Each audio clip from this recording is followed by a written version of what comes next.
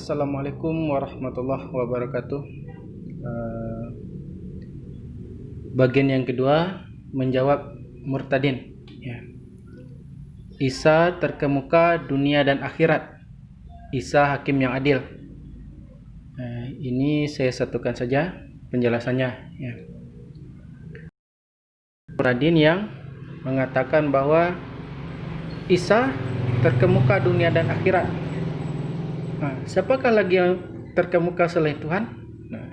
Itu perkataannya. Bukankah yang adil itu cuma Tuhan? Bukankah Isa itu adalah Tuhan? Itu salah satu dari perkataannya. Sekarang mari kita analisa, mari kita lihat berdasarkan dalil yang benar. Ya.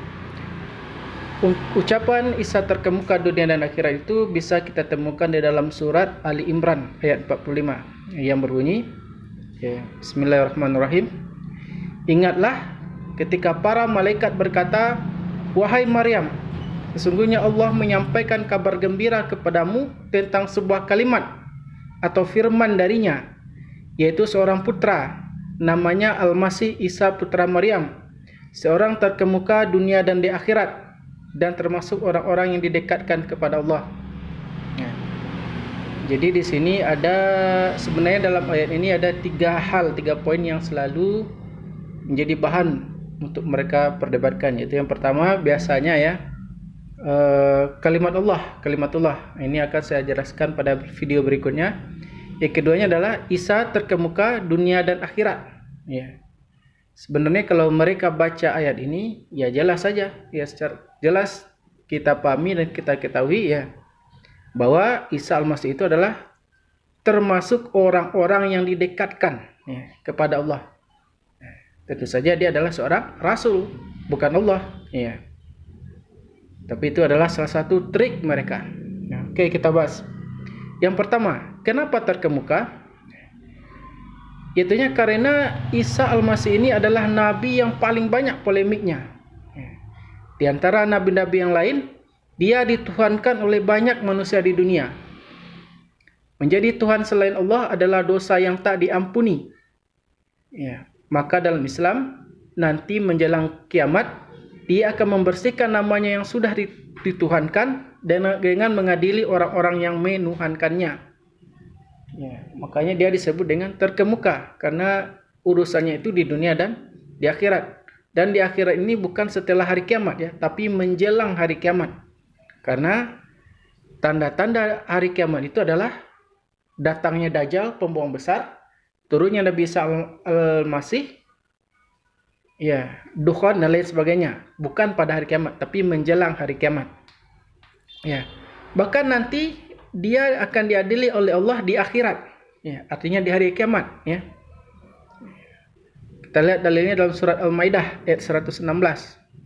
Bismillahirrahmanirrahim. Dan ingatlah ketika Allah berfirman, "Wahai Isa putra Maryam, engkaukah yang mengatakan kepada orang-orang, jadikanlah aku dan ibuku sebagai dua Tuhan selain Allah?" Isa menjawab, "Maha suci engkau. Tidak patut bagiku mengatakan apa yang bukan hakku. Jika aku pernah mengatakannya, tentu engkau telah mengetahuinya. Engkau mengetahui apa yang ada pada diriku, dan aku tidak mengetahui apa yang ada padamu. Sungguh engkaulah yang maha mengetahui segala yang gaib." Ini adalah pengakuan Nabi Isa Al-Masih di dalam surat Al-Maidah dalam Al-Quran. Maka sungguh suatu pembohongan yang besar, suatu tipu daya yang luar biasa, yang mengatakan bahwa Al-Quran, hadis atau Islam mendukung Isa Al-Masih jadi Tuhan. Itu entah pemikiran yang dari mana tapi sudah pasti itu datang dari roh penyesat dan roh tipu daya. Kemudian lanjutan dari surat Al-Maidah 117, "Aku tidak pernah mengatakan kepada mereka kecuali apa yang engkau perintahkan kepadaku, yaitu sembahlah Allah Tuhanku dan Tuhanmu. Dan aku menjadi saksi terhadap mereka selama aku berada di tengah-tengah mereka. Maka setelah engkau mengangkatku ke langit, engkaulah yang mengawasi mereka, dan engkaulah yang maha menyaksikan segala sesuatu." Jadi Nabi Isa alaihissalam ini mengatakan bahwa sembahlah Allah Tuhanku dan Tuhanmu. Itu bisa kita temukan dalam surat Ali Imran yang pada video yang kemarin kita bahas ya. Dan juga di surat Az-Zukhruf ayat 64. Ya. Jadi Nabi Isa ini tidak pernah mengatakan bahwa dia adalah Tuhan. Nah, yang mengatakannya adalah orang-orang sesudahnya. Ya. Orang-orang sesudah Nabi Isa alaihissalam ini. Oke, itu yang pertama. Jadi kita bisa pahami maksud terkemuka itu di situ. Yang kedua Isa hakim yang adil. Ya. Ini salah satu pelintiran murtadin ya, agar Isa jadi Tuhan dalam Islam. Ya. Padahal nantinya dialah yang dihakimi oleh Tuhan di akhirat. Ya. Sebenarnya Isa jadi hakim yang adil itu ya terdapat di dalam hadis yang dikorupsi agar Isa jadi Tuhan. Mari kita lihat hadisnya. Ya. Dan demi jiwaku yang berada di tangannya, tangan itu adalah Allah ya. Sudah dekat saatnya di mana akan turun pada kalian Isa ibnu Maryam alaihissalam sebagai hakim yang adil. Dia akan menghancurkan salib, membunuh babi, menghapus jizyah, dan akan melimpah harta benda hingga tidak ada seorang pun yang mau menerimanya. Ya, muttafaqun alaih. Ya, jadi di sini ada 3 poin Nabi Isa akan turun. Itu yang pertama menjadi hakim yang adil.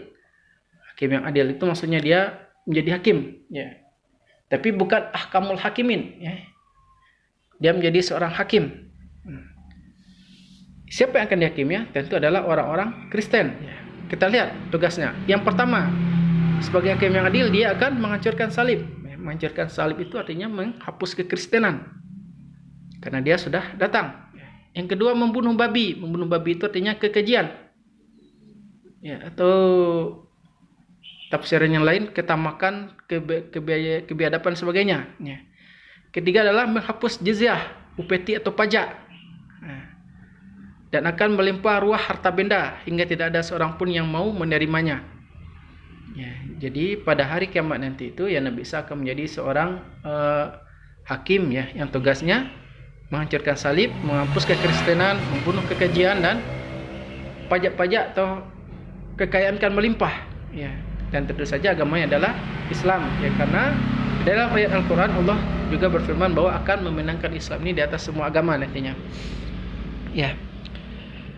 Menurut dalil ini ya, Nabi Muhammad menguatkan bahwa kelak Nabi Isa akan turun kembali ke bumi untuk menjadi hakim yang adil bagi umat manusia yang berselisih paham tentang ajarannya, dan bagi mereka yang mengaku sebagai pengikutnya tapi secara terang-terangan justru menentang ajarannya. Beliau akan memulai misi kedua dan sekaligus misi pamungkasnya di dunia dengan tindakan-tindakan khusus terhadap ajaran Kristen dan segala atributnya yang dilambangkan dengan menghancurkan salib, membunuh babi, dan menghapus jizyah. Ayat ini sangat jelas mengindikasikan ya, bahwa kedatangan Nabi Isa untuk kedua kalinya berhubung langsung dengan umat yang terkait dengan ajaran beliau, yaitu Yahudi dan Kristen. Ya, sementara pada hadis lain dinubuatkan juga beberapa hal yang terkait dengan umat dan syariah Islam. Ya, dari sini jelas terlihat kenapa pengikut Rasul gadung penuh dusta dan bodoh ini coba menyembunyikan pesan utama hadis di atas ya, dengan cara memotong habis semua bagian yang sebenarnya sangat mengancam kenyamanan iman kosong mereka selama ini. Ya, dan sebagai gantinya mereka berusaha keras untuk membelokkan muatan hadis yang seharusnya menjadi bahan perenungan dan kajian mendalam bagi mereka sendiri.